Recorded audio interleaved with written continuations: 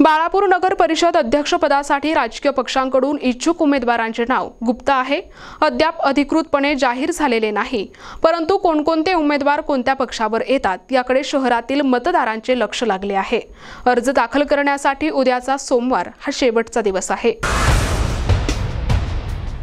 महाविकास आघाडीकडून जागा वाटपाचा फॉर्म्युला ठरला असून काँग्रेसला नगराध्यक्षासह 18 जागा, तर शिवसेना उद्धव बाळासाहेब ठाकरे गटाला 8 जागा आणि राष्ट्रवादी काँग्रेस पार्टी शरद पवार गटाला 1 जागा निश्चित झाल्याचे समजले आहे। तर नगराध्यक्षपदासाठी माजी नगरसेवक मोहम्मद जमीर उर्फ जम्मू शेठ यांची कन्या डॉक्टर मोहम्मद आफरीन परवीन जमीर हे नाव निश्चित झाल्याची माहिती मिळाली आहे।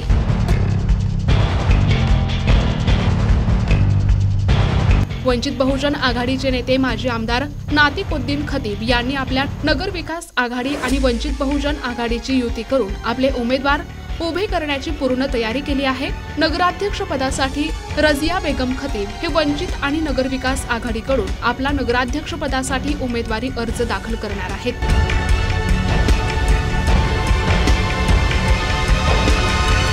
भारतीय जनता पार्टीकडून बाळापूर नगराध्यक्षपदासह सर्व जागा स्वतंत्र लढणार असून भाजपकडून सुद्धा उमेदवार उभे करण्याची पूर्ण तयारी झाली आहे। भाजपकडून नगराध्यक्षपदासाठी धनश्री चैतन्य अंबाडे यांच्या नावाचा पक्षाकडून एबी फॉर्म आला असून त्या उद्या सोमवारी अर्ज दाखल करणार आहेत। शिवसेना शिंदे गटाकडून बाळापूर शहरात नगरपालिका निवडणूक स्वबळावर लढण्याचा इशारा जिल्हाप्रमुख नारायणराव गव्हाणकर यांनी काही दिवसांपूर्वी वृत्तवाहिनीतून दिला होता, परंतु नगराध्यक्षासह उमेदवाराचा शोध शिंदे गटाने लावला असता त्यांना आतापर्यंत उमेदवार मिळाला नसल्याची चर्चा शहरात रंगू लागली आहे। बाळापूर नगर परिषद निवडणुकीसाठी अर्ज भरण्याचा उद्या शेवटचा दिवस आहे। आज राष्ट्रवादी काँग्रेस पार्टी अजित पवार गटाच्या जिल्हास्तरीय नेते मंडळींनी एक बैठक आयोजित केली होती। या बैठकीमध्ये शहरातील राष्ट्रवादी काँग्रेस पार्टीच्या काही पदाधिकाऱ्यांनी जिल्हास्तरीय नेते मंडळींना आता वेळेवर कुठून उमेदवार मिळणार या गोष्टीवरून सुनावले, ज्यामुळे नेते मंडळी खाली हात परतली असल्याची चर्चा शहरात चांगलीच रंगू लागली आहे।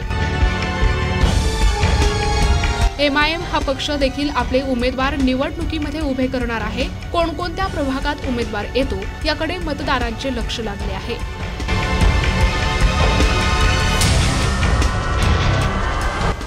प्रतिनिधी अमोल जामोदे, NTV न्यूज मराठी, बाळापूर, अकोला।